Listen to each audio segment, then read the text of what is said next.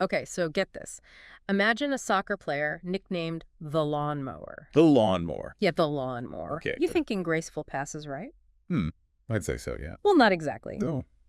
Today's deep dive takes us into the world of Stig Tofting, Stig Tofting. a Danish footballer who was as famous for his explosive temper as he was for his on-field talent. Oh, this is going to be good. We've got excerpts about his entire journey from his first team to his later career, and let me tell you, it's wild. I can imagine. What a story. So we're diving into the life and career of this guy, Stig Tofting. All right, let's do it. The lawnmower, huh? I'm intrigued. Right. I mean, with a nickname like that, you gotta wonder what he was like on the pitch. Yeah, not your average player, that's for sure. So where do we start with this guy? Well, Tofting starts his career in Denmark, playing for AGF Aarhus. Okay, AGF Aarhus. Got it. What were those early days like? He quickly made a name for himself. Really? How so? But we're not talking about a goal-scoring superstar.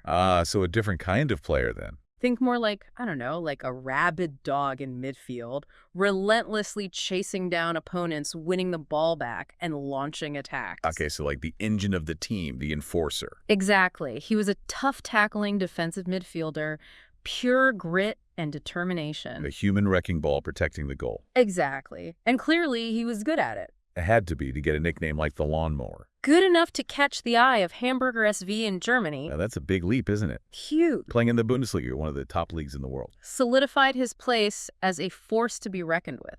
So he's making waves, big leagues, international stage. What comes next for the lawnmower? And then comes the 2002 World Cup. World Cup. All right, now we're talking.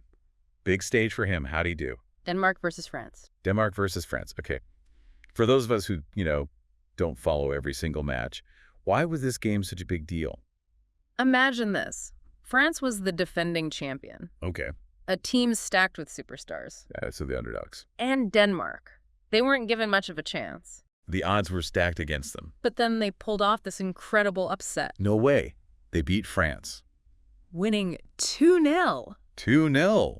Wow. And Tofting played a crucial role in that victory. So he's a national hero at this point, right? Okay, so that's got to be a career high, right? Things like it. But I have a feeling this is where things get a little complicated. Oh. This is where the whole temperament part of his story kicks in. Uh-oh, this should be interesting. The lawnmower in full effect. Yeah, this incident we're about to discuss happened right after that huge World Cup win. Oh, no. Imagine that high, that wave of celebration. Yeah. And then it all comes crashing down. Okay, so set the scene for us. Okay. What exactly happened? So picture this. Tofting and his teammates are out celebrating the World Cup victory. Okay. They end up at this cafe in Copenhagen. All right. And there's a disagreement with the owner.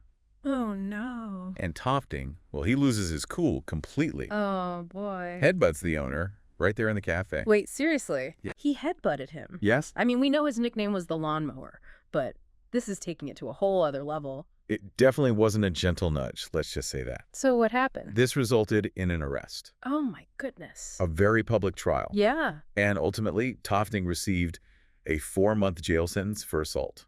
Wow. That's a massive blow. It was. Think about the impact on his career, his reputation, of everything he'd worked for. Yeah, absolutely. It's hard to come back from something like that. And here's where it gets even crazier. You mentioned that right before this incident, Tofting had just signed with Bolton Wanderers. Yes. In the English Premier League. One of the most prestigious and competitive leagues in the world. It was a dream move for him. Absolutely, yeah, it was huge. So he's on the verge of this huge opportunity, about to reach the pinnacle of his career, and then this legal bomb drops. Just like that. What was that like for him, knowing he could lose it all? I can't imagine. He even writes about this period in his autobiography. Yeah. Talking about the immense pressure he was under. Yeah. The way his temper had always been this kind of like ticking time bomb. Oh, wow. It's a really raw and honest look at the struggles he faced. Yeah, it makes you wonder about the pressure athletes face. I know, right? Especially at that level of competition. It's intense. Intensity, the scrutiny. All eyes are on you. It's got to be overwhelming at times. Yeah, definitely a double-edged sword. Right. That same fire that made him such a force on the field could also erupt in destructive ways off the field. And in this case, it had serious consequences. It did. So what happens after the jail time? Yeah, what happens next? Does this mark the end of his soccer career? So he serves his time. Does he get a second chance in the soccer world? He does. Really? Yeah, not everyone thought he deserved it. I can imagine. But talent like his is hard to ignore. That's true. He returns to his old stomping ground, AGF Aarhus, a chance to rebuild, to prove himself again. Back to familiar ground. Right. But then things take an unexpected turn. Right? Yeah, they do. He ends up playing for Tianjin in China. Wow. That's a world away, literally and figuratively. It is. What prompted that move? It's a fascinating chapter. You know, on one hand, his talent was undeniable. Right. Teams were willing to look past the controversy because he brought something unique to the field. Yeah. But it was also a chance for a fresh start, a chance to escape the constant scrutiny and judgment he faced in Europe. So clean slate in a way. Exactly. Okay. And while details about his time in China are scarce in the research you provided, Yeah. it speaks volumes that he was able to continue his professional career at all after everything that had happened. It really highlights this kind of complex relationship between talent, actions, and second chances, doesn't it? Yes, yeah. So how is Tofting viewed in Denmark today?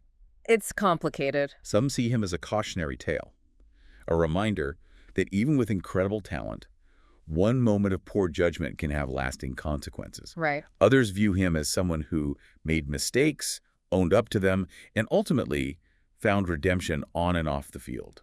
And he doesn't shy away from his past. No, he doesn't. In his autobiography, he actually goes into detail about his rough upbringing, how it shaped his view of the world. Yeah, he talks about growing up in a tough neighborhood Right. where you had to fight for everything. Yeah. And while that mentality might have served him well on the soccer field, it clearly spilled over into other areas of his life. It's a good reminder that there's always more to the story, right? Absolutely. We see the headlines, the controversies, but we rarely get the full picture, the human context. We don't. It's so easy to judge based on these isolated incidents, but understanding someone's background, their struggles, their triumphs, Right. it allows for a much more nuanced perspective. Absolutely. So we've gone from early promise to World Cup glory, but also explored the dark side, you know, those explosive moments that nearly derailed everything. Yeah. It's a career and a life marked by both brilliant highs and devastating lows. It is. Really makes you think. It does. And it leaves us with a lot to ponder. It does. How do we define legacy? That's the question, yeah. Is it solely based on accomplishments, or do the darker chapters matter just as much? Right. And what about second chances? Do we deserve them? Do we earn them? It's tough. Tofting's story doesn't offer easy answers. It doesn't. But it certainly gives us plenty to think about. That's for sure. All right, everyone. Thanks for joining us for this deep dive. Until next time. See you next time.